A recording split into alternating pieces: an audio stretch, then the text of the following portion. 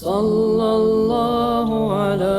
محمد صلى الله عليه وسلم صلى الله على محمد صلى الله عليه وسلم صلى الله على محمد صلى الله عليه وسلم۔ بسم اللہ الرحمن الرحیم۔ قصیدہ بردہ شریف کی فصل ہے معراج النبی صلی اللہ علیہ وسلم۔ آج کے سبق کے اندر ہم 3 اشعار کا ترجمہ اور تشریح پڑھیں گے۔ یا خیر من یمم العافون ساحتہ سعیا وفوق متون العینک الرسم ومن هو الآیۃ الکبریٰ لمعتبر ومن هو النعمۃ العظمیٰ لمغتنم سریت من حرم لیلا الی حرم کما سر البدر فی داج من الظلم۔ ترجمہ دیکھ لیں۔ اے سب سے بہترین ذات اہل حاجت جس کی بارگاہ کا دوڑتے ہوئے اور تیز رفتار اونٹنیوں کی پشت پر قصد کرتے ہیں، اے وہ ذات جو عبرت حاصل کرنے والے کے لیے بڑی نشانی ہے، اور اے وہ ذات جو غنیمت سمجھنے والے کے لیے بڑی نعمت ہے۔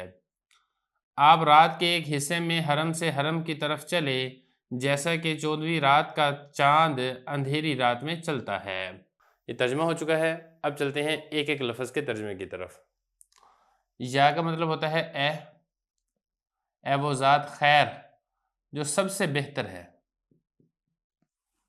یعنی جس سے بہتر کوئی اور ذات نہیں ہے۔ من جس کا، یمما ارادہ کرتے ہیں، قصد کرتے ہیں، عافون اہل حاجت یعنی ضرورت مند، ساحہ کہتے ہیں صحن کو، ہو ان کے صحن کا مطلب یہ ہے کہ ان کی بارگاہ کا۔ اے وہ سب سے بہترین ذات اہل حاجت ضرورت مند جن کی بارگاہ کا قصد اور ارادہ کرتے ہیں۔ سائین کا مطلب ہوتا ہے دوڑنا، دوڑتے ہوئے۔ واو اور فوق اوپر۔ متون یہ متن کی جمع ہے، پیٹھ کو کہتے ہیں، پیٹھ کو، پشت کو۔ عینو کی یہ ناکہ کی جمع ہے، اونٹنی۔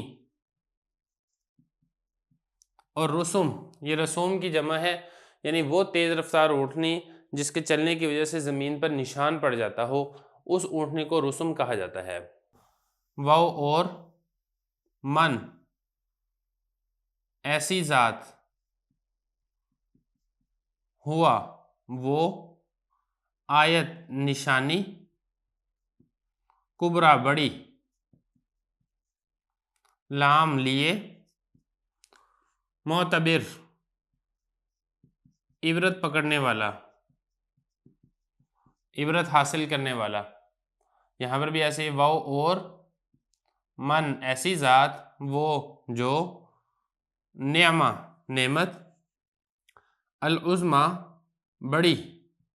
بڑی نعمت، لام لیے، مغتنم غنیمت سمجھنے والا یا غنیمت حاصل کرنے والا۔ سریتا آپ رات میں چلے، رات کے وقت چلنے کو یہ کہا جاتا ہے۔ من سے، حرم احترام والی جگہ، لیلن رات، الا طرف، حرم احترام والی جگہ۔ آپ احترام والی جگہ سے احترام والی جگہ کی طرف رات میں چلے۔ 2 حرم ہے نا، ایک حرم ہے جو مکہ مکرمہ کے اندر ہے، خانہ کعبہ، اور دوسرا حرم ہے جو بیت المقدس کے اندر ہے، مسجد اقصی میں۔ تو آپ صلی اللہ علیہ وسلم رات کو مکہ والے حرم سے بیت المقدس والے حرم کی طرف چلے۔ کما جیسا کہ، سرا چلتا ہے، یعنی رات میں چلتا ہے، البدر 14ویں رات کا چاند، فی میں، داج اندھیری رات، من سے، الظلم اندھیرا، یعنی جس طریقے سے اندھیری رات کے اندھیرے میں 14ویں رات کا چاند چلتا ہے، بالکل ایسے ہی آپ صلی اللہ علیہ وسلم ایک حرم سے دوسرے حرم کی طرف تشریف لے گئے ہیں۔ لفظی ترجمہ ہو چکا ہے، با محاورہ ترجمہ ہو چکا ہے، اب چلتے ہیں اس کی تشریح کی طرف۔ دیکھیں اس میں جو پہلا شعر ہے، یا خیر من یمم العافون ساحتہ،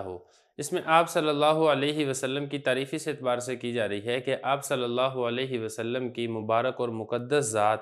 ہی وہ ہستی ہے کہ ضرورت مند لوگ جن کی بارگاہ کا قصد اور ارادہ کرتے ہیں،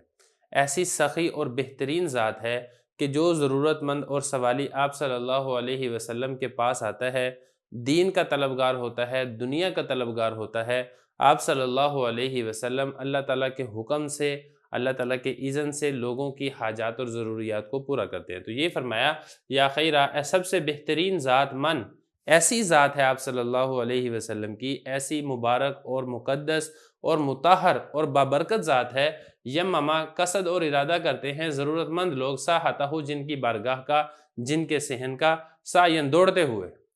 جیسے آپ کو معلوم ہے کہ آپ نے بچوں کو دیکھا ہوگا کہ جب کوئی چیز تقسیم ہو رہی ہوتی ہے نا تو دوڑ دوڑ کر جاتے ہیں اس طرف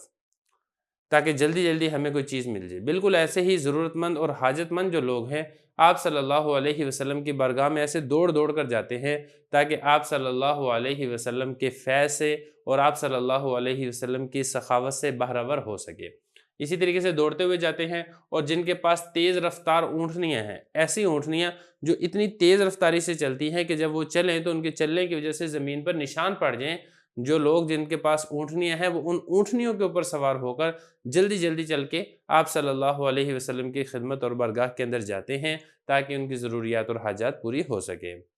پھر دوسرے شعر میں حضرت نے فرمایا کہ آپ صلی اللہ علیہ وسلم کی مبارک اور مقدس ذات ہی وہ بابرکت ذات ہے جو عبرت حاصل کرنے والے کے لیے بہت بڑی نشانی ہے، اور اسی طریقے سے غنیمت سمجھنے والے کے لیے بہت بڑی نعمت ہے۔ یعنی آپ صلی اللہ علیہ وسلم کے اخلاق اتنے عمدہ ہیں، اور آپ صلی اللہ علیہ وسلم کی سیرت، آپ صلی اللہ علیہ وسلم کے شمائل، اور آپ صلی اللہ علیہ وسلم کا حسن، سیرت، صورت، ہر چیز ہی اتنے اعلیٰ معیار کی اور اتنے اعلیٰ درجے کے اوپر فائز ہے کہ اگر کوئی اس سے عبرت حاصل کرنا چاہے تو عبرت حاصل کر سکتا ہے، اگر کوئی اس کو غنیمت سمجھنا چاہے اور آپ صلی اللہ علیہ وسلم کے بارگاہ میں قریب ہونا چاہے تو وہ قریب ہو سکتا ہے۔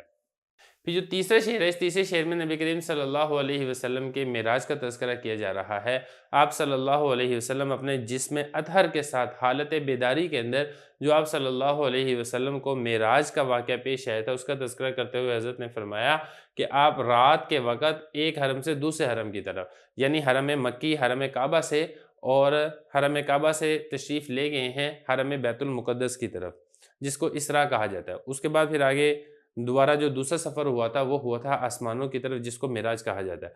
خلاصہ یہ کہ آپ صلی اللہ علیہ وسلم کو جو معراج کا واقعہ پیش آیا تھا، آپ صلی اللہ علیہ وسلم حرم کعبہ سے حرم بیت المقدس کی طرف رات کے وقت تشریف لے گئے، اور پھر آپ صلی اللہ علیہ وسلم جو تشریف لے گئے ہیں اس کو تشبیہ دی ہے، تشبیہ اس طرح دی ہے کہ جس طرح 14ویں رات کا چاند اندھیری رات کے اندر چلتا ہے اور اس کے چلنے کی وجہ سے ہر طرف روشنی اور اجالا ہو جاتا ہے، بالکل ایسے ہی آپ صلی اللہ علیہ وسلم جس جس جگہ سے گزرے ہیں، جس جس جگہ سے تشریف لے گئے ہیں، آپ صلی اللہ علیہ وسلم کے مقدس اور بابرکت انوارات سے وہ ساری کی ساری جگہ ایسے ہی روشن ہو گئی ہے جیسا کہ 14ویں رات کے چاند سے وہ جگہ روشن اور منور ہو جاتی ہے جہاں سے 14ویں رات کا چاند گزرتا ہے۔